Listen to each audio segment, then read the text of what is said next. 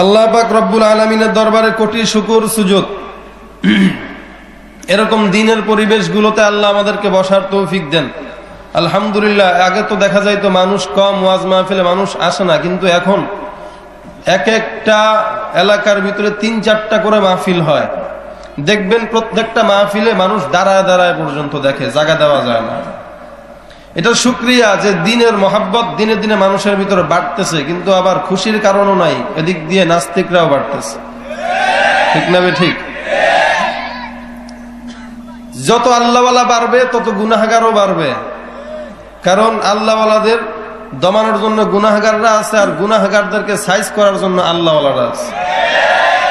সবগুলোরা size করা লাগবে, তবে মার দিয়া না, বোম ফাটায় না, দিনের দাওয়াত দিয়া।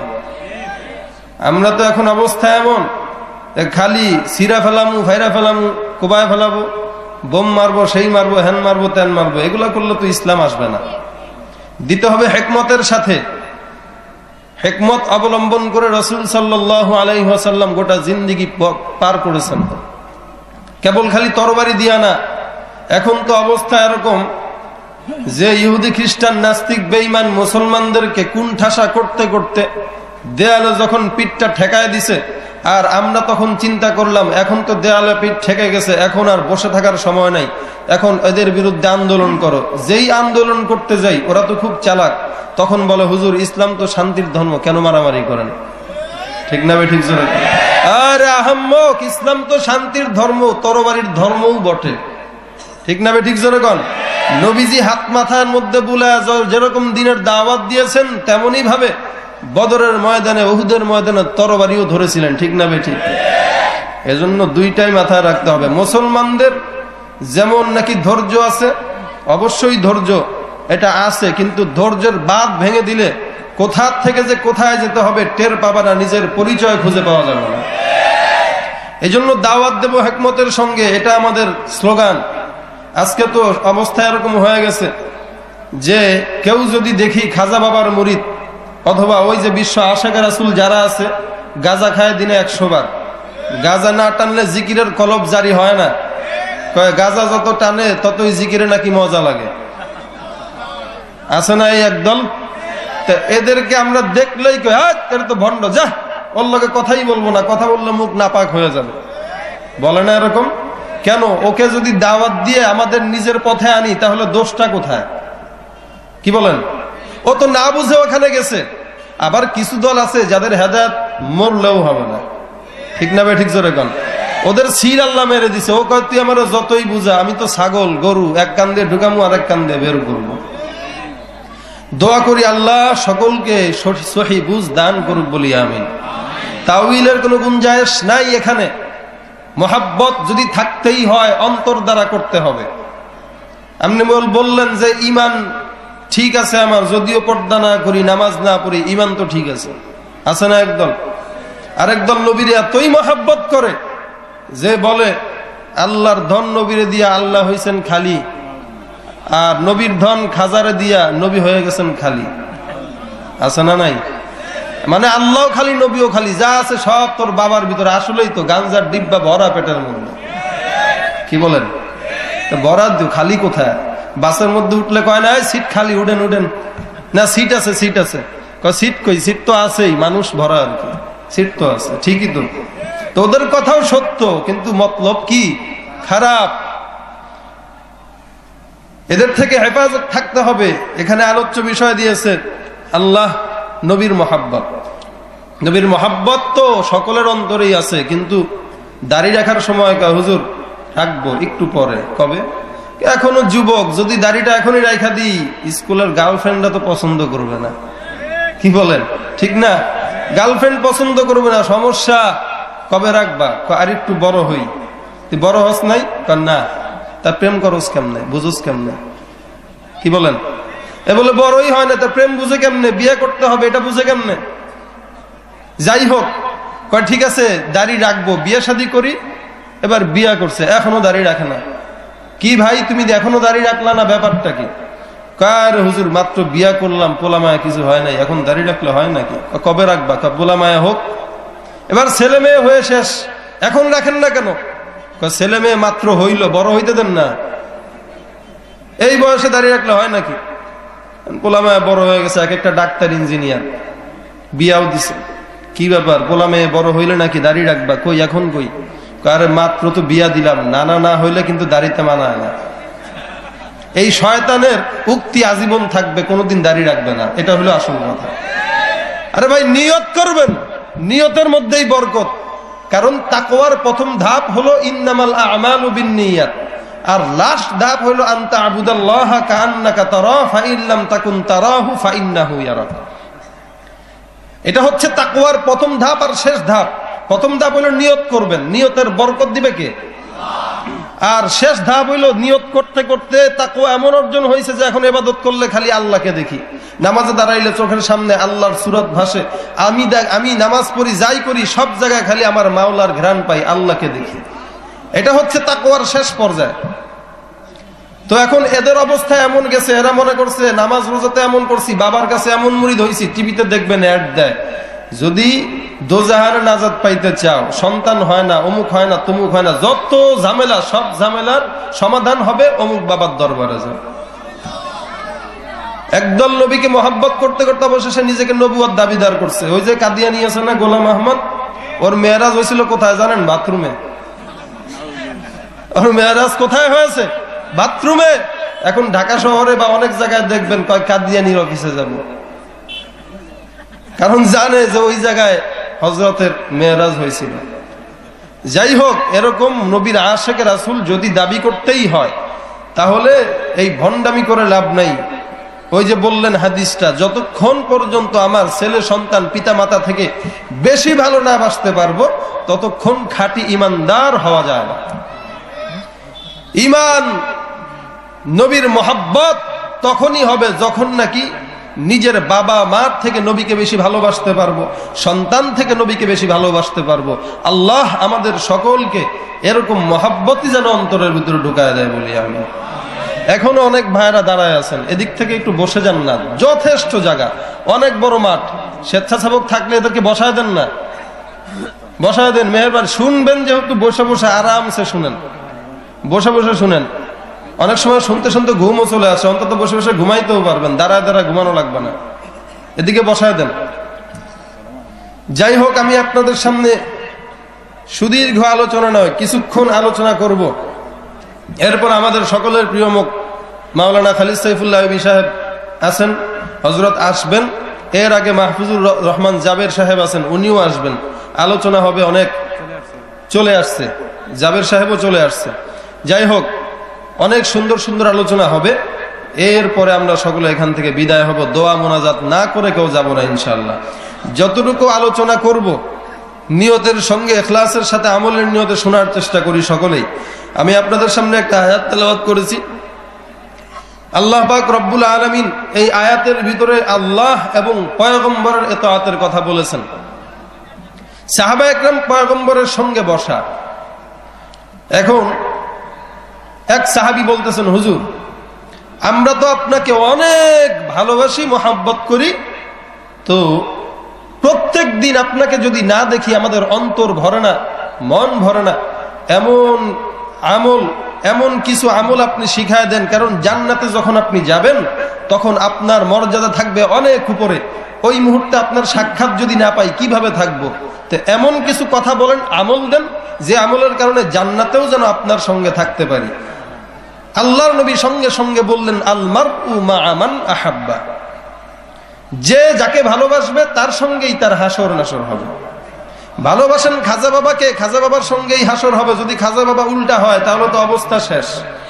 আর যেই পীরকে ধরেছেন ওই পীর যদি আল্লাহওয়ালা হয়, তাহলে অবশ্যই এই আল্লাহওয়ালাদের সঙ্গে থাকলে আল্লাহর বরকতে, রহমতে অবশ্যই জান্নাত পর্যন্ত পৌঁছা সম্ভব। আল্লাহ রব্বুল আলামিন সঙ্গে সঙ্গে একটা আয়াত নাজিল করে দিলেন, আমার তেলাওয়াতকৃত আয়াত, ওয়া মান ইউতিইল্লাহা ওয়ার রাসূল। এক নম্বরে আমি আল্লাহর ইতাআত কর বান্দা, দুই নম্বরে পয়গম্বরের ইতাআত। এই দুইটা ইতাআত যখন কোন বান্দা করবে, কখন কাদের সঙ্গে তাকে জান্নাতে রাখবো।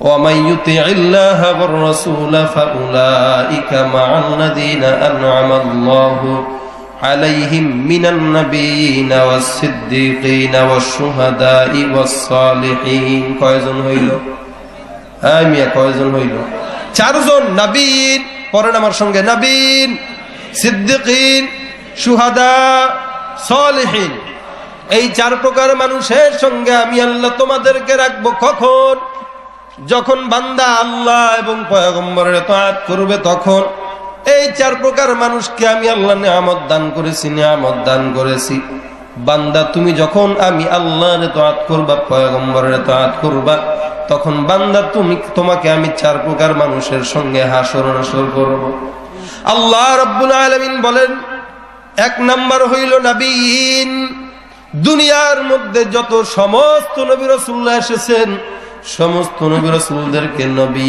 বলা হয় রাসূল বলা হয় এই নবীদের সঙ্গে তোমার আমার হাসর নাসর হবে দুই নাম্বার হইল সিদ্দিকিন যারা সাহাবা একরাম ছিলেন আল্লাহর নবীর সঙ্গে সময় লাগাইছেন নবীর সুহবতে ছিলেন এমন সাহাবা একরামদেরকে সিদ্দিকিন বলা হয় হযরতে আবু বকর সিদ্দিক রাদিয়াল্লাহু তাআলা আনহু হযরতে ওমর রাদিয়াল্লাহু তাআলা আনহু সমস্ত সাহাবা একরামদের সঙ্গে আল্লাহ পাক রব্বুল আলামিন হাসর নাসর করবেন তিন নাম্বার হইল শুহাদা এই শুহাদা বলা হয় যারা নাকি দ্বীনের জন্য নিজের জীবনটা আল্লাহর রাস্তায় দিয়ে দিছে আজকে তো শহীদ বলা হয় গুপ্ত সেনদেরকেও শহীদ বলা হয় দেখেন না নাম শহীদ হয়েছে সুরঞ্জিত সেনগুপ্ত অথবা অন্য গুপ্ত মানে নাম মনে আসে নাই বললাম কেউ আবার খারাপ মনে করেন না হিন্দুরাও নাকি শহীদ নামের আগে দিয়া দেয় হিন্দু এর নামের আগে লেখা হয়েছে শহীদ শাহবাগের মধ্যে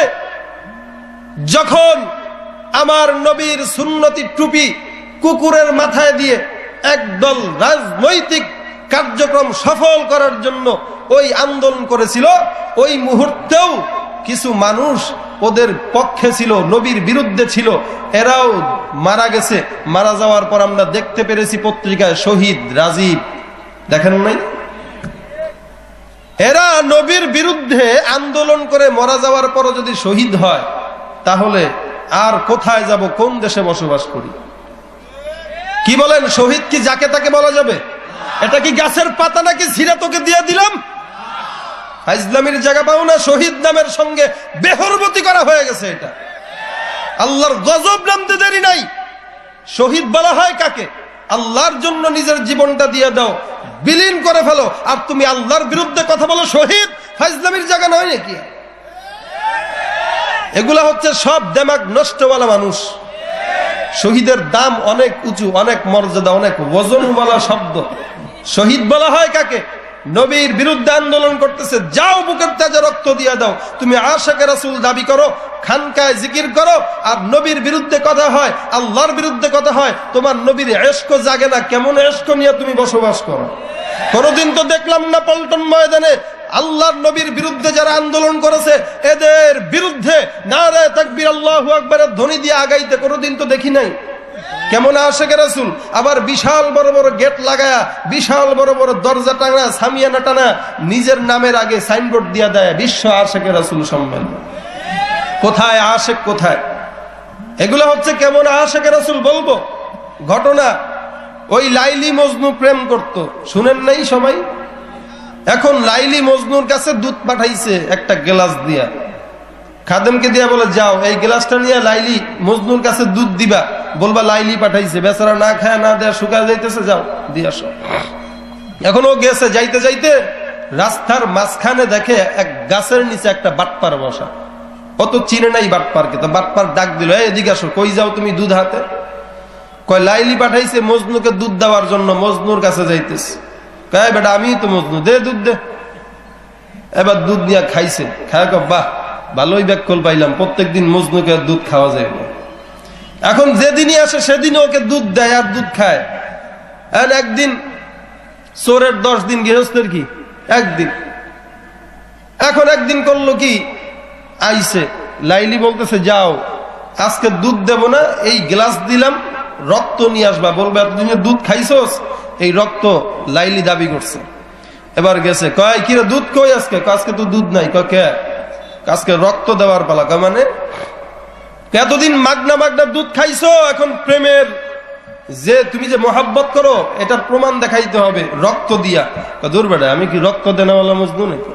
তার মানে কই যে দূরে যায় গাছের কোনায় দেখবা এক বুড়া বসা, এক লোক চিকন চাকন হয়ে গেছে, ও হইল খাঁটি মজনু। আমি তো দুধ খাওয়ার মজনু, ও হইল রক্ত দেওয়া মজনু। সমাজের ভিতরে এমন দুধ খানেওয়ালা, খিচুড়ি খানেওয়ালা আশিক রাসূল আছে না নাই? জোরে কোন। যতই ভণ্ডামি করো, চোরের কিন্তু 10 দিন, গৃহস্থের 1 দিন।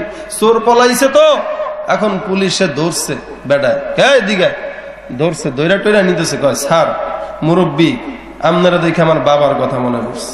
কাহারে বাবা? কি কইবা? আপনি যখন আমার ধরলেন তখন তো দৌড় মারছি, তো দৌড়ানোর সময় জুতাটা পড়ে গেছে রাস্তায়, এই যে খালি পায়ে হাঁটতেছি, পায়ের ভিতরে কি না কি ঢুকে, আপনারা দেখে আমার বাবাটার কথা মনে পড়ছে। পুরা আমার বাবার মতো আপনার চেহারা, একটু যদি সুযোগ দিতেন জুতাটা খালি দৌড় মারা যায় নিয়ে আসতাম। বেটা কয় আহারে, বেচারা কত জোরে কইরে বললো আমি নাকি উনার বাবার মতো। আচ্ছা বাবা তুই সত্যি আসবি? সত্যি আসবো, আমি কসম করছি আমি আসবো। যা ছাড়লাম। এই চোর কি আর আইব? আসবে বলেন? এখন পরের দিন আরেকদিন পাইছে, ধরছে। এই কিরে বেটা? চোর ধরলাম, যে আজকে আর ছাড়াছাড়ি নাই। কয় স্যার মাফ করেন। কি হয়েছে আবার? কি কইবি? কোনো ছাড়াছাড়ি নাই। না ছাড়তে বলি নাই, একটা দাবি আপনার কাছে। আপনারা দেখে আমার ওই বাবার কথা মনে পড়ছে, আজকে আপনার কাছে একটা আবেদন। না কোনো আবেদন শুনবো। আরেকদিন ধরছিলাম একটারে, ও জুতা ফেলাই আসছে, ওই জুতা আনার অজুহাত দিয়ে পরে ভাগছে, আর চোর ছাড়তে রাজি না। না আমি জুতা আনবো না। ঠিক আছে, আমি যখন আসি শীতের মধ্যে চাদরটা ফেলাই থুই আসছিলাম ভুলে, আপনি একটু যদি সময় দিতেন তাহলে আমি চাদরটা নিয়ে আসতাম। কোনো সময় দেওয়ান তিস নাই, এর আগে একটারও সময় দিয়া ভুল করছি। ঠিক আছে তাহলে সময় দিবেন না, তাহলে আমি এনে দাঁড়াই, আপনি একটু যাই আমার চাদরটা নিয়ে আসেন। কন দেখি চোর গেলে বা এ যদি যায়, এ চোর থাকবো নি? এই জন্য যতই চোরামি করো তুমি, ধরা কিন্তু একদিন পড়তেই হবে। ধরা একদিন পড়তেই হবে। যতই নবীর বিরুদ্ধে বলো, যতই আল্লাহর বিরুদ্ধে বলো, মনে করছো টাকার গরমে পার পেয়ে গেলাম, মনে করছো ক্ষমতার গরমে পার পেয়ে গেলাম, একদিন না একদিন এই বাংলার জমিনে এই নাস্তিক মুরতাদদের বিচার হবেই হবে ইনশাআল্লাহ। ঠিক না? ঠিক যেরকম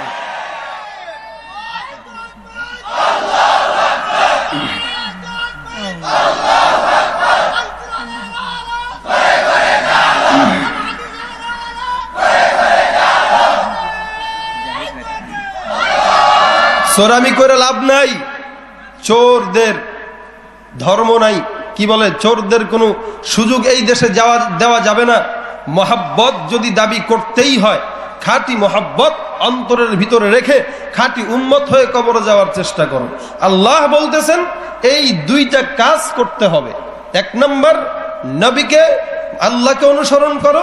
2 নম্বর নবীকে অনুসরণ করো। 3-4 প্রকার মানুষের সঙ্গে রাখবো।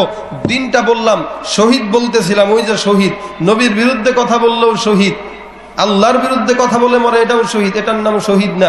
শহীদ কেমনে হয়েছিল সাহাবা একরাম, ইতিহাস খুললে পাবেন, সেদিকে আলোচনা যাব না। 4 নম্বর হইল সালেহীন, সত্যবাদী যারা, সৎ যারা, যারা আল্লাহওয়ালা, খোদাভীরু, তাকওয়াওয়ালা, পরহেজগার, এদেরকে বলা হয় সালেহীন। এই 4 প্রকার মানুষের সঙ্গে আল্লাহ আমাদেরকে রাখবেন। কখন? যখন নাকি আমরা আল্লাহ এবং নবীর ইতাআত করব। তখন পারবেন না ইনশাআল্লাহ করতে? করব তো মুখে মুখে নাকি অন্তরে? অন্তর দ্বারা করতে হবে। আল্লাহ রাব্বুল আলামিন বলেন, ও দুনিয়ার বান্দারা, আমি আল্লাহর ইতাআত করো এবং পয়গম্বরের ইতাআত করো। আমি আল্লাহ তোমাদেরকে 4 প্রকার মানুষের সঙ্গে রাখবো। 4 প্রকার মানুষের সঙ্গে হাসর নাসর হবে। আল্লাহকে ভালোবাসো, আল্লাহকে মহব্বত করো, আল্লাহর পথে চলো, নবীর পথে চলো, তাহলে তোমাদের সঙ্গে 4 প্রকার মানুষকে জান্নাতে দাখিল করাবো। ও বান্দা, কেমন ভাবে আল্লাহর ইতাআত করছে সাহাবা একরাম, কেমন ভাবে আল্লাহকে মহব্বত করেছে সাহাবা একরাম, কেমন ভাবে দ্বীনের জন্য জীবন দিয়েছে অতীতের যারা ইমানদার ছিল। আমরাও তো নিজেদেরকে ইমানদার দাবি করি, আল্লাহকে মানি বলি, কিন্তু আল্লাহর কান কন্দাম না, মারি না। আল্লাহ যে আদেশ দিয়েছেন সে আদেশগুলো মানতে পারি না। ফেরাউনের যুগে একটা ঘটনা, ওই ফেরাউনের জামানায় ফেরাউনের মেয়ে ছিল, মেয়ের চুল আশ্রয় দেওয়ার জন্য একটা দাসী নিযুক্ত করা ছিল। ওই দাসীটার নাম ছিল মুসাইকা। এই দাসীটা 100 বছর নিজের ঈমানকে গোপন রেখেছিল। কয়শো বছর? 100 বছর নিজের ঈমানকে গোপন রেখেছে। আজকে তো আমাদের মধ্যে মসজিদের অভাব নাই, মাদ্রাসার অভাব নাই, দ্বীনের খিদমতের কোনো অভাব নাই, এরপরও ঈমানটা মানুষের সামনে উচ্চ স্বরে নিজেকে আলেম বলতেও আমাদের লজ্জা লাগে, নিজের টুপি মাথায় দিতেও বড় লজ্জা লাগে। ও মুসলমান, এই ফেরাউনের দাসী মুসাইকা, এই দাসীটা 100 বছর নিজের ঈমানটাকে গোপন রাখার পর একদিন যখন ফেরাউনের মেয়ের চুল আশ্রয় দিতেছিল, হঠাৎ করে চুলটা আশ্রয় দিতে দিতে চিরুনিটা হাতের থেকে মাটিতে পড়ে যায়।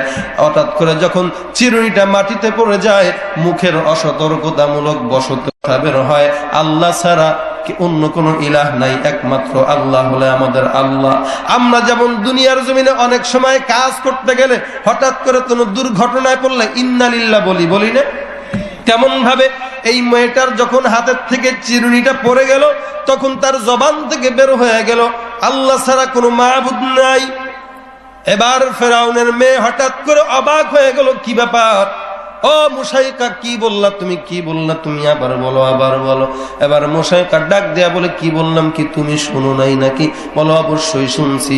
আমার বাবা ফেরাউনের বাদশা, ফেরাউনের খোদা, আমার বাবা মিশরের বাদশা। এই মিশরের মধ্যে আমার বাবাকে সবাই আল্লাহ বলে স্বীকার করে। এই আল্লাহ বলে স্বীকার করার মধ্যে তুমি আবার কারে আল্লাহ বলে মানো? একমাত্র যদি আল্লাহ থাকে দুনিয়াতে আমার বাবাই হলো খোদা। মুসাইকা এবার ডাক দিয়ে সঙ্গে সঙ্গে বলল, তোমার বাবা যদি খোদা হয় তাহলে তোমার বাবা তো যদি খোদাই হয়, তোমার বাবাকে বলো পশ্চিম দিক থেকে সূর্য উঠানোর জন্য, পূর্ব দিক থেকে চন্দ্র উঠানোর জন্য পারবে নাকি? বলে, আমার বাবা আল্লাহ, আমার বাবা হইল সর্বশ্রেষ্ঠ খোদা, এছাড়া কোনো খোদা নাই। ফেরাউনের মেয়ের মেজাজ গরম হয়ে গেছে, বাবার কাছে দূর মেয়ে চলে যায়, ডাক দেয়া বলো, বাবা তোমার দাসী যে আমার চুল আশ্রয় দেওয়ার জন্য রাখছো, এই দাসীটা তোমাকে খোদা বলে স্বীকার করে না, অন্য একজনকে আল্লাহ বলে মানে। ফেরাউন এই কথাটা শোনার সঙ্গে সঙ্গে মেজাজ গরম হয়ে গেছে। দাসীকে ডেকে আনো। দাসীকে ডাকা হলো। ও মুসাইকা, শুনলাম তুমি নাকি আমাকে আল্লাহ বলে মানো না, অন্য একজনকে আল্লাহ বলে স্বীকার করতেছো। মুসাইকা সঙ্গে সঙ্গে জবাব দিল, অবশ্যই আমি তোমাকে আল্লাহ বলে মানি না। যদি তুমি আল্লাহই হও তাহলে তোমার নিজের নাকটাই তো বড় বেসাইজ নাক, দেখতে তোমাকে বড়ই কুৎসিত লাগে, তোমার নিজের সৌন্দর্যই ঠিক নাই, তুমি কেমনে আল্লাহ হইতে পারো? তুমি যদি আল্লাহ হও, ইতি বিশামসি মিনাল মাশরিকি ফাতি বিহা মিনাল মাগরিব, সূর্যকে উঠাও, চন্দ্রকে ডুবাও, চন্দ্রকে উঠাও, সূর্যকে ডুবাও। পারবে না কি? বলে, না না। ফাবুহিতাল্লাযী কাফার, ফেরাউন কুফরি করেছে। অবশেষে ফেরাউন এই কথা শোনার পর দাহিসায়া ধিসু হয়ে গেল, হতভম্ব হয়ে গেল। ফেরাউনের মেজাজ গরম হয়ে গেছে, কারণ যে যেটা পারে না ওইটা যদি কাউকে বলা হয় তখন তার মেজাজ গরম হয়ে যায়। যে নাকি খাঁটি আশিকে রাসূল না, ওকে যদি আমি বলি তুই আসলেই ভণ্ড, তাহলে সে দেখবেন রাগ হবে।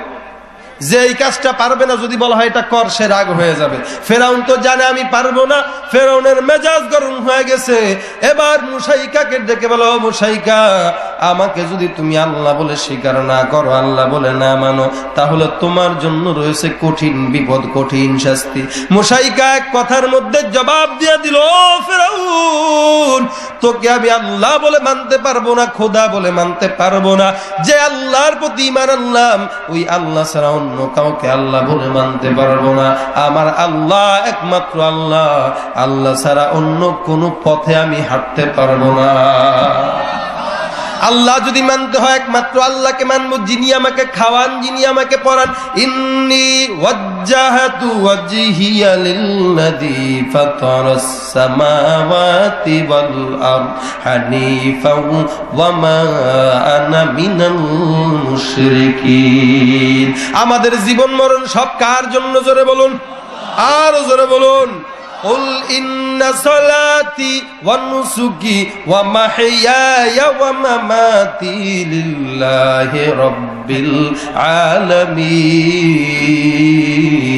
العالمين। জীবন মরণ সব আল্লাহর জন্য। ও ফেরাউন, তুই আমাকে তোকে খোদা বলে মানার জন্য বলতেছিস? যে আল্লাহর প্রতি ঈমান আনলাম, এই ইমানের কালে এই ইমানটা আমার শরীরের শিরায় শিরায় পৌঁছায় গেছে, এই ইমানটা আমার সব জায়গায় পৌঁছায় গেছে, শরীরের উপশিরায় পৌঁছায় গেছে যে আল্লাহর প্রতি আমি ইমান আনলাম, এই আল্লাহর পথ থেকে আমি মুশাইকা এক চুলো নড়তে পারবো না। ফেরাউনের মেজাজ গরম হয়ে গেল, জল্লাদকে ডেকে বললো, জল্লাদ যাও যাও, এমন এই মাসিক মুশাইকা যে নাকি আমার বিরোধিতা করতেছে, আমাকে আল্লাহ বলে মানে না, আমাকে খোদা বলে স্বীকার করতেছে না, এই মুশাইকাকে শাস্তি দেব। কি শাস্তি? বলে একে গরম তেলের মধ্যে ফুটায় দাও, গরম তেলের ভিতরে ফুটায় মারো, গরম তেলের ভিতরে ফুটায় মারো। এর যে দুইটা সন্তান আছে, একটা দুধের বাচ্চা আর একটা 8-9 বছরের শিশু, এই দুধের দুইটা বাচ্চাকেও গরম তেলের ভিতরে ফুটায় মারো। এবার ফেরাউনের আদেশ পাওয়ার পর ফেরাউন যখন এই কথাটা বলল, জল্লাদ সঙ্গে সঙ্গে গরম তেল ফুটানো আরম্ভ করলো। এবার ফেরাউন জল্লাদকে ডাকে বলো, জল্লাদ যাও যাও, এই মুশাইকার বড় মেয়েটাকে ডেকে এনে হাত পা ভালো করে বাঁধো, ওই মেয়েটাকে সঙ্গে সঙ্গে আগুনের গরম তেলের মধ্যে ফুটায় দাও। এর মৃত্যু চোখের সামনে দেখার পর যেন এই মুশাইকা আমাকে খোদা বলে স্বীকার করে নেয়। মুশাইকা এবার ডাক দিয়া বলো, ফেরাউন তুই আমাকে যতই ভয় দেখাও, যতই ভয় দেখাও, আমি আল্লাহর প্রতি ঈমান আনলাম, আল্লাহর প্রতি ঈমান আনলাম। আমার মেয়েটাকে তুমি মারো, আমার কোনো আপত্তি নাই, এরপরও আমি আমার রবের দরবার থেকে এক চুলো নড়তে রাজি না। ফেরাউনের জল্লাদ সঙ্গে সঙ্গে মুশাইকার বড় মেয়েটাকে হাত পা বেঁধে গরম তেলের ভিতরে ফুটায় দেয়। গরম তেলের ভিতরে ফুটানোর সঙ্গে সঙ্গে মেয়েটার হাড্ডি মাংসগুলো সব আলাদা হয়ে গেছে, ফটফট করে পুড়ে যায়।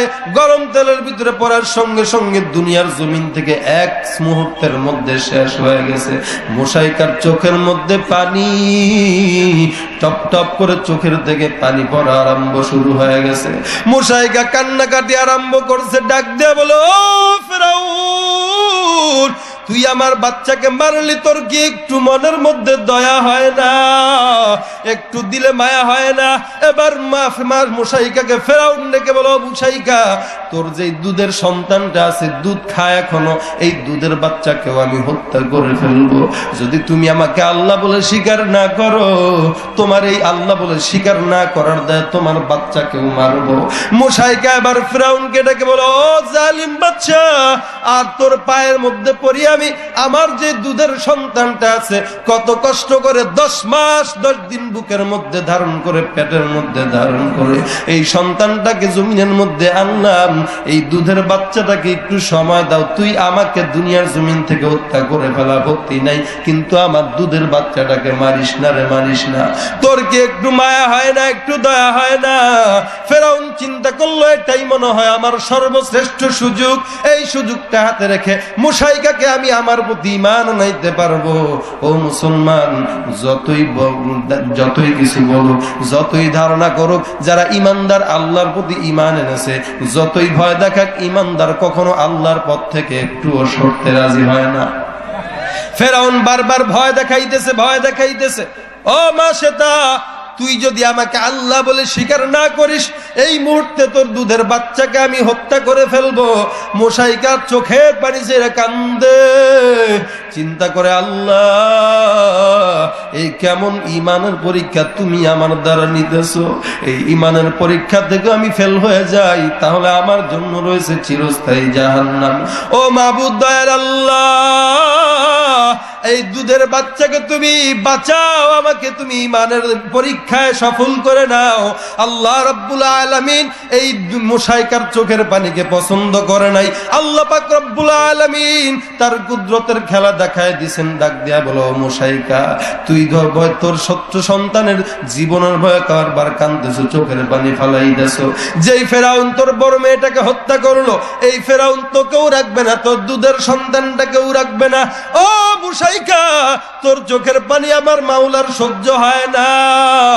আল্লাহ পাক রব্বুল আলামিন তার কুদরতের খেলা দেখায় দিয়েছেন। আল্লাহ রব্বুল আলামিন কুদরতের খেলা দেখায় দিয়েছেন কেমন ভাবে? মুশাইকার কোলের মধ্যে যে দুধের সন্তানটা ছিল, আল্লাহ পাক রব্বুল আলামিনের কুদরতে এই দুধের বাচ্চার জবান আল্লাহ খুলে দেন। দুধের বাচ্চা চিৎকার দিয়া বলে, ইয়া উম্মি লা তাখাফ ইন্নাকি আলাল হক। ও মা, তুমি ভয় পেও না, নিশ্চয়ই আল্লাহ তোমার সঙ্গে আছে, আল্লাহ তোমার সঙ্গে আছে। আল্লাহ ছাড়া অন্য কাউকে তুই আল্লাহ বলে স্বীকার করিস না। আর কে দারাত খৌফে হক দর দিল মুদার জন্নতুল মাওয়াদ হাদ উরা মাকাম জুজবা হক চীজে মুতিয়ে ইনসুজা ফদলে উআ در جملہ جہاں ایک چشم زدن غافل ازا شاہ نباشی ایک چشم زدن غافل ازا شاہ نباشی شاید کہ نگاہ کند اگاہ نباشی شاید کہ نگاہ کند اگاہ نباشی মরতে হয় কার জন্য মরবে জোরে বলুন, বাঁচতে হয় কার জন্য বাঁচবো জোরে বলুন। আল্লাহ রাব্বুল আলামিন কুদরতের খেলা দেখায় দিয়েছেন, ওই দুধের বাচ্চার জবানটা আল্লাহ খুলে দিয়েছে। মুশাইকা চিন্তা করলো কি ব্যাপার, এই দুধের বাচ্চার জবান থেকে বের হইল আমি হকের উপরে আছি, হকের উপরে আছি, আমার কোনো সন্দেহ নাই। ও ফেরাউন জালিম বাদশা, তাকায় দেখো, তাকায় দেখো, যে দুধের বাচ্চাটা কথা বলতে জানে না, আল্লাহর অশেষ রহমতে কুদরতের ফয়সালার কারণে এই দুধের বাচ্চার জবান আল্লাহ খুলে দিয়েছে। আমার কোনো সন্দেহ নাই, আমার কোনো সন্দেহ নাই, নিশ্চয়ই আমি হকের উপরে আছি। আল্লাহর কসম করে বলতেছি, এই দুধের বাচ্চাকেও মারো, তুই আমাকেও মেরে ফেল। আল্লাহর কসম করে বলতেছি, জীবন দেব তবু ঈমান ফেরত দিতে পারবো না। এবার ফেরাউনের মেজাজ আরো গরম হয়ে গেল। ব্যাপারটা কি, মারতে চাইলাম, এ কি হইল, দুধের বাচ্চার জবানটা আল্লাহ খুলে দিয়েছে। ও জল্লাদ, দেরি করিস না। এই কাহিনী যদি আমার শ্রোতা বিন্দুরা দেখে, আমার বান্দারা দেখে, এমন ভয় আছে তারাও মুসলমান হয়ে যাইতে পারে। যত দ্রুত সম্ভব এদেরকে দুনিয়ার জমিন থেকে ছাঁটাই করে ফেল, তাহলে আমার দলটা বেঁচে যাবে। যত দ্রুত সম্ভব যে নাকি আমার দলের বিরুদ্ধে কথা বলে, একে সরায় ফেলো, আমার দল বেঁচে যাবে। ঠিক না বেঠিক? ও মুসলমান, এবার ফেরাউনের জল্লাদ দুধের বাচ্চাটাকে হাত পা বেঁধে গরম তেলের ভিতরে ছেড়ে দেয়। গরম তেলের ভিতরে ছাড়ার সঙ্গে সঙ্গে এই দুধের বাচ্চাটা ছটছট করে পুড়ে যায়, হাড্ডি মাংস সব আলাদা হয়ে গেছে। দুধের বাচ্চাটা পুরে ছাড় হয়ে গেছে, কয়লা হয়ে গেছে। মুশাইকার চোখের পানির বাদ মানে না, মুশাইকা চোখের পানি ছেড়ে কান্দে। এবার ফেরাউন ডেকে বলো, মুশাইকা, এবার তোমাকে সর্বশেষ সুযোগ আমি দিলাম, তুমি যদি আমাকে আল্লাহ বলে মানো, তাহলে তোমাকে এবারের মতো মাফ করে দেওয়া হবে। এবার মুশাইকা ডেকে বলে, ফেরাউন, মনে করছো কি আমি তোমার ভয়ে কান্দি? না না, তোমার ভয়ে কান্দি না, আমি কান্দি অন্য কারণে, অন্য কারণে কান্দি। ও ফেরাউন, তবে আমি যেই কারণেই কান্দি না কেন, আমার একটা শর্ত আছে, এই ওসিয়তটা তুমি মানবে কিনা বলো। ফেরাউন ডেকে বলে, কি ওসিয়ত তোমার? এবার মুশাইকা ডেকে বলতেছো, ফেরাউন, আমার ওসিয়তটা হইল, এই যে দুইটা সন্তান তুমি দুনিয়ার জমিন থেকে বিদায় করে দিয়েছো, এই দুইটা সন্তান তো দুনিয়ার জমিন থেকে চলে গেছে, আমাকেও তুমি হত্যা করো, কোনো আপত্তি নাই। তবে এই দুইটা সন্তান এবং আমি মারা যাওয়ার পর আমাদের 2-3 জনের যে হাড্ডিগুলো থাকবে, এই হাড্ডিগুলো তুমি কবর দিয়ে রাখবা। এই হাড্ডিগুলো নিয়ে আল্লাহর দরবারের যেন নাজাতের উসিলা নিয়ে দাঁড়াইতে পারি। ফেরাউন চিন্তা করলো, ঠিক আছে, তোমার এই ওসিয়তটা আমি মানলাম, রক্ষা করব। এবার মুশাইকার পালা। মুশাইকার হাত পা বান্ধা হয়ে গেল। এবার জল্লাদ হুকুম পাওয়ার পর মুশাইকাকে সঙ্গে সঙ্গে গরম তেলের ভিতরে ছেড়ে দেওয়া হলো। হাড্ডি মাংসগুলো সব আলাদা হয়ে গেছে। দিনের জন্য কেমন ভাবে কুরবান হয়ে গেল তারা, অথচ আমাদের সামনে আল্লাহর বিরুদ্ধে কথা বলে, নবীর বিরুদ্ধে কথা বলে। আমরা তো প্রতিবাদ করি না, বরং আরো উল্টা তাদের পক্ষ নিয়ে কথা বলি। ও মুসলমান, যতক্ষণ পর্যন্ত আল্লাহর মহাব্বত তোমার অন্তরের ভিতরে না ঢুকবে, পয়গম্বরের মহাব্বত অন্তরে না ঢুকবে, ততক্ষণ পর্যন্ত খাঁটি ইমানদার হওয়া সম্ভব না। হকের পথে চলি, সত্য কথা বলি। আরেকজন আমাকে বাধা দিল, এই বেটা এই কথা যদি আরেকবার বলো তোমাকে জেলখানায় নেব। আজকে আমরা জেলখানায় যাওয়ার ভয়ে সত্য কথা বলি না, আজকে আমরা পুলিশের পিঠার ভয়ে সত্য কথা বলি না। ও মুসলমান, একদল মুসলমান আবার আছে যারা মুসলমানের সাইনবোর্ড মাথার মধ্যে লাগাইয়া টুপি মাথায় দেয়, ঠিক কিন্তু এরা টুপি মাথায় দেয় সম্পূর্ণ রাজনৈতিক কলা কৌশলের জন্য, এরা টুপি মাথায় দেয় ভোটের মধ্যে জিতার জন্য, এরা নামাজ পড়ে ভোটে জিতার জন্য, ঠিক না বেঠিক? একদিক দিয়ে নামাজ করে, এদিক দিয়ে মসজিদ থেকে বের হয়ে আবার হুজুরের বিরোধিতা করে, আছে না নাই? মিয়া তুমি যতই বিরোধিতা করো না কেন, তোমার বাবার জানাজাটা পড়ানোর জন্য ডাক্তার যাবে না আলেম যাবে? মেয়ের বিবাহ দিবা আলেম যাবে না ইঞ্জিনিয়ার যাবে? তাহলে যাকে গালি দাও তাকে আবার ডাকও দাও, লজ্জা লাগে না? কি বলেন? এই জন্য বলি, যতই জঙ্গিবাদ বলে, উগ্রবাদ বলে, মৌলবাদ বলে, সব হক কথা বলার দ্বারাই তো বলে, ঠিক না বেঠিক? এখন আমি একটাই কথা বলতে চাই আপনাদের সামনে, যে হক কথা বলবো, দিনের পথে চলবো, নবীর পথে চলবো। উগ্রবাদ বলবে, জঙ্গিবাদ বলবে, মৌলবাদ বলবে, ফতুয়াবাজ বলবে, কোনো আপত্তি নাই। হকের পথে কথা বলা বন্ধ করা যাবে কি? জোরে বলুন। জন্মের পরে কানে আজান কি দেইনি, তুমি মৌলবাদী সারা হওনি, ঠিক না বেঠিক? জোরে কোন। জন্মের পরে কানে আজান কি দেইনি, তুমি মৌলবাদী সারা হওনি। আবার মরণের পরে জানাজা পড়াবে কে? পড়াবে। আবার মরণের পরে জানাজা পড়াবে, তখন কোথায় পালিয়ে যাবি?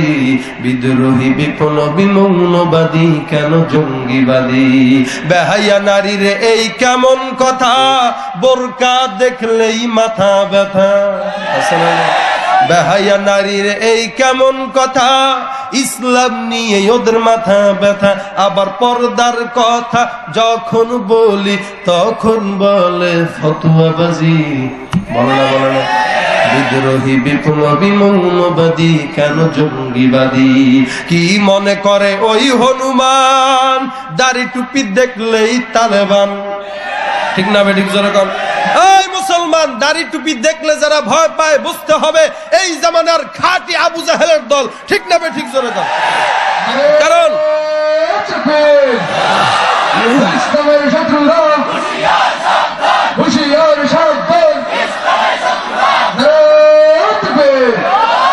কারণ সাহাবা কিরাম যখন মেসওয়াক করতো, কাফের বেঈমানরা কামানের ভয় পাইত, ঠিক না বেঠিক? এই জামানায় যারা টুপি পাগড়ি জুব্বা মেসওয়াক দেখলে ভয় পায়, বুঝতে হবে এরা খাঁটি আবু জাহেলের উম্মত, ঠিক না বেঠিক? যেরকম কি মনে করে ওই হনুমান, দাড়ি টুপি দেখলেই তালেবান। আবার সিংহের চেয়েও বেশি ভয় পায় মাথায় পাগড়ি দেখে যদি। বিদ্রোহী বিপ্লবী মৌলবাদী কেন জঙ্গিবাদী? সত্যের পক্ষে গান গাই বলে আমি বিদ্রোহী, সত্যের পথে ডাকি বলে আমি বিপ্লবী। কোরআনের কথা বলি তাই বলে আমাকে মৌলবাদী, জিহাদের কথা বলি তাই বলে আমাকে জঙ্গিবাদী। কেন বিদ্রোহী বিপ্লবী মৌলবাদী, আমি জঙ্গিবাদী। বিদ্রোহী বিপ্লবী মৌলবাদী কেন জঙ্গিবাদী? রাগ করতেছেন নাকি? হ্যাঁ, বলবো তো, শেষ করে দেই। ভয় পাইতেছেন মনে হয়। ভয় পাওয়া যাবে না। বাঁচতে হয় সিংহের মতো বাঁচবো, শিয়ালের মতো নয়। এটা মুসলমানের জাতি, ওমরের জাতি। আমরা আবু বকর থেকে শিক্ষা নিতে হবে, হযরত আলী রাদিয়াল্লাহু তাআলা আনহু থেকে শিক্ষা নিতে হবে। বাঁচতে হবে তো সিংহের মতো, শিয়ালের মতো না। ওই যে বলছিলাম, হাজার বাধা বিপত্তি আসলেও ইমানের পথ থেকে নড়া যাবে কি? মুশাইকা জমিন থেকে বিদায় হয়ে গেল। এবার ফেরাউন চিন্তা করলো, এই মহিলাটা একটা ওসিয়ত আমাকে করেছে, এই ওসিয়তটা এখন মানবো। এই ওসিয়তটা মানার পর ফেরাউন তার 3 জনের হাড্ডিগুলো এক জায়গায় কবর দিয়ে রাখলো। মেরাজের রাত্রিতে আল্লাহ নবী পয়গম্বর বাইতুল মুকাদ্দাস থেকে যখন উদ্ধার এসে যায়, জিব্রাইল আমিনকে ডেকে বলো, জিব্রাইল এই জায়গা থেকে আমি জান্নাতের গন্ধ কেন পাইতেছি জানতে চাই। জিব্রাইল আমিন ডেকে বলো, পয়গম্বর এই জায়গা থেকে আপনি জান্নাতের গন্ধ কেন পান? জান্নাত তো এখনো অনেক দূরে। আপনার জামানার আগে ফেরাউনের জামানায় একটা দাসী ছিল আল্লাহর জন্য, দিনের জন্য তার 2টা সন্তান সহ দিনের জীবনটা দিয়ে দিয়েছেন, কোরবান করে দিয়েছেন। ওই 3 জনের হাড্ডিগুলো এক জায়গায় কবর দিয়ে রাখা আছে। আল্লাহ রাব্বুল আলামিন তাদের এই কোরবানিটা এমন কবুল করা করছেন, ওই যেই জায়গায় কবর দেওয়া ওই জায়গা থেকে সুন্দর জান্নাতের মেশক আম্বরের গন্ধ ছড়ায়। আল্লাহ রাব্বুল আলামিন তাদের কোরবানিটা এমন কবুল করেছেন, তাদের দিনের জন্য মেহনতটা এমন কবুল করেছেন। ও মুসলমান, এই কারণে দিনের জন্য যারা জীবন দিবে, আল্লাহর জন্য যারা জীবন দিবে, তারা মরতে দেরি কিন্তু জান্নাত পাইতে দেরি না। আর এই শহীদি মৃত্যুটা বলে পিঁপড়ার চাইতেও পিঁপড়া কাটলে যতটুকু বেদনা লাগে এর চেয়েও কম বেদনা হয়। ও মুসলমান, আল্লাহ রাব্বুল আলামিন বলেন বাল আহইয়াউ ওয়ালাকিন লা তাশউরুন। ও মুসলমান, এরা যদিও দুনিয়ার জমিন থেকে বিদায় হয়ে যায়, চর্মচোখে দেখতেছেন এরা মৃত্যুবরণ করেছে, কিন্তু আসলে এরা মরে নাই, এরা হলো চিরস্থায়ী জীবিত, এরা হলো চিরঞ্জীবী মানুষ। ও মুসলমান, এই যারা দিনের জন্য জীবন দেয় এদেরকে বলা হয় শহীদ। এই মুশাইকা আল্লাহর দিনের জন্য জীবন দিয়েছে। আল্লাহ পাক রব্বুল আলামিন বলেন, আমি আল্লাহকে ইতাআত করো, আমি আল্লাহর অনুসরণ করো, এমন ভাবে অনুসরণ করো তোমার জীবন চলার পথে অনেক বাধা আসবে, অনেক বিপত্তি আসবে, এরপরও এই বাধাগুলো কি তুমি মারিয়ে বাধাগুলো সব দূর করে আমি আল্লাহর প্রতি জীবন দিবা, এটাই হবে আমি আল্লাহর ইতাআত। আল্লাহ রাব্বুল আলামিন বলেন ওয়া মাইয়ুতিল্লাহ ওয়ার রাসূল, আল্লাহর ইতাআত করো, পয়গম্বরের ইতাআত করো। আল্লাহর ইতাআত কেমন ভাবে করা হয়েছে ঘটনা একটা বললাম, বুঝতে পেরেছেন? এভাবেই আল্লাহর ইতাআত করতে হবে মুসলমান, এভাবেই আল্লাহর ইতাআত অনুগত করতে হবে মুসলমান। এবার পয়গম্বরের ইতাআত সাহাবায়ে কেরাম কেমনে করেছে, আল্লাহর নবীর ইতাআত কেমন ভাবে করেছেন? নূহ আলাইহিস সালাতু ওয়াস সালাম সহ যারা সমস্ত নবী রাসূল ছিলেন দুনিয়ার জমিনে, তারা দিনের দায়ী হিসেবে মানুষকে দিনের পথে ডেকেছিলেন। এই দিনের পথে ডাকার পর কিছু কিছু বর্ণনা মতে নূহ আলাইহিস সালাতু ওয়াস সালাম 950 বছর দিনের দাওয়াত দিয়েছেন। এই 950 বছরে কোন কোন বর্ণনা মতে 70 জন, কোন কোন বর্ণনা মতে 40 জন তার প্রতি ঈমান এনেছে।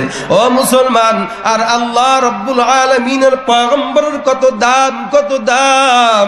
আল্লাহর নবী দুনিয়ার জমিনে মাত্র 23 বছরের জিন্দেগিতে নবীর দাম কত বেড়েছে। নবী 23 বছরের জিন্দেগিতে, নবী 23 বছরের জিন্দেগিতে নবীর বিদায় হজের সময় সাহাবায়ে কেরামের সংখ্যা ছিল 1.25 লক্ষ সাহাবায়ে কেরাম। নূহ আলাইহিস সালাতু ওয়াস সালাম 950 বছর দাওয়াত দেন, পান মাত্র 40 জন 70 জন। আর নবী আমার 23 বছরের জিন্দেগিতে 1.25 লক্ষ সাহাবী ইকরাম। আর এখন তো কোটি কোটি উম্মত, ঠিক না বেঠিক? ও মুসলমান, কেমন ভাবে তারা আল্লাহর নবীর ইতাআত করেছে। নবী আমার দুনিয়ার জমিনে আসেন নাই, নবী আমার দুনিয়ার জমিনে এখনো পদার্পণ করেন নাই, নবী বলে এখনো স্বীকারোক্তি করেন নাই। নূহ আলাইহিস সালাতু ওয়াস সালাম 950 বছর দাওয়াত দিয়েছেন, মানুষ ঈমান আনে না। আর আমার নবী দুনিয়ার জমিনে আসার আগে 900 বছর আগে দুনিয়ার জমিনে এমন বাদশা একজন ছিলেন যে নবীর ঈমান এনে জান্নাতের ফয়সালা তার জন্য হয়ে গেছে। নবী দুনিয়ার জমিনে আসেন নাই 900 বছর আগে।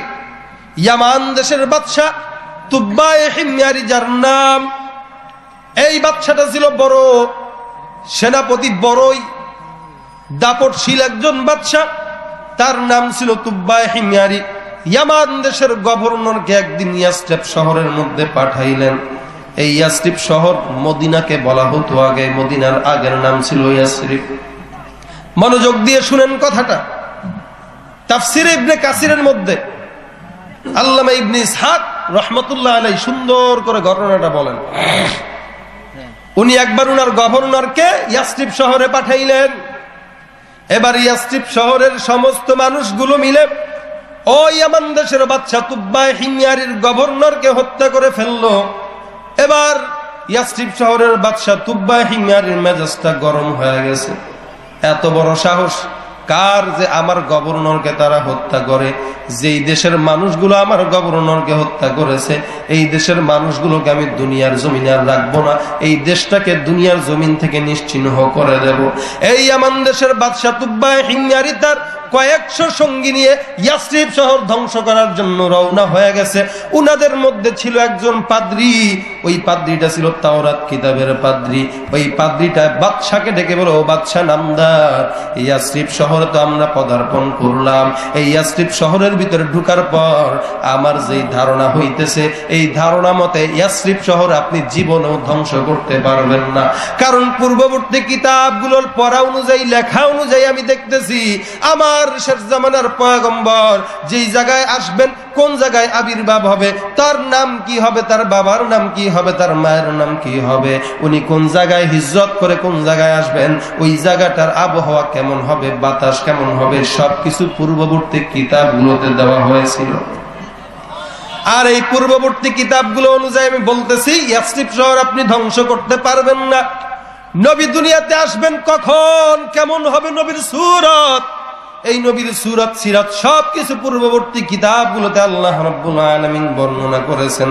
ছোট্ট একটা উদাহরণ দেই, হযরত ওমর রাদিয়াল্লাহু তাআলা আনহু ছিলেন সিংহের মতো গর্জনওয়ালা মানুষ। আল্লাহর নবীর জালিলুল কদর সাহাবী হযরত ওমর রাদিয়াল্লাহু তাআলা আনহু, আল্লাহর নবী বারবার সাহাবা একরামদেরকে বললেন, আখরিজুল ইয়াহুদা ওয়ান নাসারা মিন জাজিরাতিল আরব, এই আরব ভূমি থেকে ইহুদিদেরকে তোমরা বের করে দাও। আমি নবী যদি বের করতে না পারি, তোমরা যেন বের করো। আল্লাহর নবী দুনিয়ার জমিন থেকে যখন বিদায় হয়ে যান, হযরতে আবু বকর খলিফা নিযুক্ত হন। আবু বকর বের করতে পারেন নাই। আবু বকরের খলিফা নিযুক্ত শেষ হওয়ার পর হযরত ওমর খলিফা নিযুক্ত হয়ে গেলেন। হযরত ওমর রাদিয়াল্লাহু তাআলা আনহু একবার, তখনও মুসলমান হন নাই, ছোট্ট বালক, পাহাড়ের চূড়ার মধ্যে চলে গেল ছাগল চরানোর জন্য। কিছু ইহুদি খ্রিস্টান আইসা ওমরের কাছে কাগজ নিয়ে আসলেন, এই ওমর, এই কাগজের ভিতরে তুমি লেখা সাইন করে দাও যে আমি ওমর জীবনেও জাজিরাতুল আরব থেকে ইহুদিদেরকে বের করব না, এটা তুমি লেখে সিগনেচার করে দাও। ওমর মাথা গরম হয়ে গেছে, কয় কি, আমি হইলাম রিক্সাওয়ালা রাখাল, আমি ওমর কি ক্ষমতা রাখি যে ইহুদিদেরকে মক্কা থেকে বের করব, আরব থেকে বের করব? ফাইজলামি পাইছো? কয় না, তোরা যেটা কইছি সেটা কর। ইহুদিরা জোর করে ওমর থেকে সিগনেচার নিয়ে এলো। ঠিক আছে, আমি ওমর বলছি যে ইহুদিদেরকে কখনো জাজিরাতুল আরব থেকে বের করব না। সিগনেচার নিয়ে ইহুদিরা চলে গেল। ঠিক যখন নাকি ওমর খলিফা নিযুক্ত হলেন, ঘোষণা করে দিলেন, খবরদার এই জাজিরাতুল আরবে যেন কোনো ইহুদি না দেখি, সবগুলারে বের করে দাও। এই যে দুই বাটপার সিগনেচার নিছিল, ওগুলা সিগনেচারের খাতা নিয়ে হাজির হয়ে গেছে। এই ওমর, দেখ, আপনি তো আমিরুল মুমিনিন, আপনি না বলেছিলেন যে ইহুদিদেরকে এখান থেকে বের করবেন না, এখন কেন ঘোষণা দেন? ওমর রাদিয়াল্লাহু তাআলা মনে পড়লো, ও তার মানে বুঝতে পেরেছি, পূর্ববর্তী কিতাবগুলোতে দেওয়া ছিল যে আমি ওমর খলিফা হবার তোদেরকে বের করব, ওগুলো দেখে তোরা এটা বের করছস। আমি ওমর তো তখন মুসলমান ছিলাম না, দিন বুঝতাম না, নবী বুঝতাম না, আল্লাহ বুঝতাম না, এখন আমি সব বুঝি। একবার যদি তোমরা আমার সামনে দাঁড়ায় থাকো, গর্দান নিয়ে নেবো তরবারি দিয়ে। যাও, ইহুদিদের কোনো মক্কার জমিনে জায়গা নাই, কোন নাস্তিক বাংলার জমিনে জায়গা নাই। ওমর রাদিয়াল্লাহু তাআলা এই ঘটনার দ্বারা এটাই বুঝাইতে চাইলাম, ওই যে কাফের বেঈমানরা বুঝতো, আগে সব লেখা ছিল যে কি হবে, কেমন হবে, সব তারা জানতো। এবার ইয়ামান দেশের বাদশা তুব্বা হিময়ারির গভর্নর সব দেখার পরে বলতেছে, বাদশা আপনি এই শহর ধ্বংস করতে পারবেন না, শুধু শুধু চলে যাই। তার মানে কি? এই শহরের ভিতরে শেষ জামানার পয়গম্বর মক্কা থেকে হিজরত করে এখানে আসবেন, এই জায়গার নাম হবে মদিনা। এবার বাদশা তুব্বা হিময়ারি যখন এই কথা শুনলো, এই কথা শ্রবণ করার পর বাদশা তুব্বা হিময়ারি এবার গভর্নরকে ডাক দিয়া বলো, ও আমার গভর্নর, ও আমার সাহাবা একরাম, ও আমার সঙ্গীরা, যেই কথা তুমি বললা, এই কথাটা যদি সত্য হয়, যদি শেষ জামানার পয়গম্বর সত্যি সত্যি মক্কার জমিন থেকে বিদায় হয়ে মদিনায় হিজরত করে, আমি তাহলে তোমাদের সামনে আমি বললাম, আসলে যদি মক্কার জমিন থেকে হিজরত করে মদিনার জমিনে পয়গম্বর আসে, সত্য নবী যদি পয়গম্বর মদিনার জমিনে এই শহরের মধ্যে আসে, আমি ইয়ামান দেশের বাদশাহ তুব্বা হিময়ারি তোমাদের সামনে আমি সকলকে সাক্ষী রেখে বললাম, যেই নবী এই হিজরত করে মদিনার জমিনে আসবেন, আমি ইয়ামান দেশের বাদশাহ তুব্বা হিময়ারি তোমাদের সকলের সামনে ওই নবীর উপরে সারেন্ডার হয়ে ঈমান নিয়ে আসলাম। কয় বছর আগে? জোরে বলুন। 900 বছর আগে। কয় বছর আগে? 900 বছর আগে ইয়ামান দেশের বাদশা তুব্বা হিময়ারি নবীর আদর্শ দেখে, নবীর সিরাত দেখে, নবীর সুরতের কথা শোনার পর ঈমান এনেছে। নবীর সুরত, নবীর সিরাত দুটোই সুন্দর না? সুন্দর না? জোরে বলুন। আল্লাহর নবীর সিরাত যেমন সুন্দর, নবীর সুরত তেমন সুন্দর। হযরত জাবের ইবনে সামুরা রাদিয়াল্লাহু তাআলা আনহু একবার উঠানের মধ্যে বের হয়ে গেলেন। পূর্ণিমার চাঁদের রাত্রিতে আকাশের মধ্যে চাঁদটা জ্বলজ্বল করে জ্বলতেছে। হযরত জাবের ইবনে সামুরা রাদিয়াল্লাহু তাআলা আনহু একবার নবীর দিকে তাকায়, আরেকবার আকাশের চাঁদের দিকে তাকায়। জাবের ইবনে সামুরা রাদিয়াল্লাহু তাআলা আনহু বলেন, নবী আবার যখন উঠানের মধ্যে আসলেন, আমি একবার নবীর চেহারার দিকে তাকাই, আর একবার আকাশের দিকে তাকাই, একবার নবীর চেহারার দিকে তাকাই, আর একবার চন্দ্রের দিকে তাকাই। আল্লাহর কসম, আল্লাহর কসম, ওই আকাশের পূর্ণিমার চাঁদের চাইতে আমার নবীর চেহারা কোটি গুণে সুন্দর।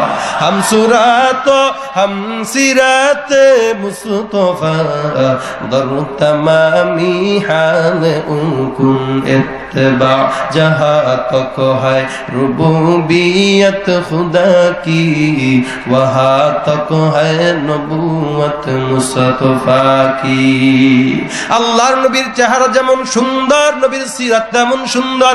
এই নবীর সিরাতের কথা শোনার পর বাদশা তুব্বা হিময়ারি 900 বছর আগে নিজের জীবনটা নবীর জন্য কোরবান করে দিয়েছেন, নিজের জীবনটা নবীর জন্য উৎসর্গ করে দিয়েছেন।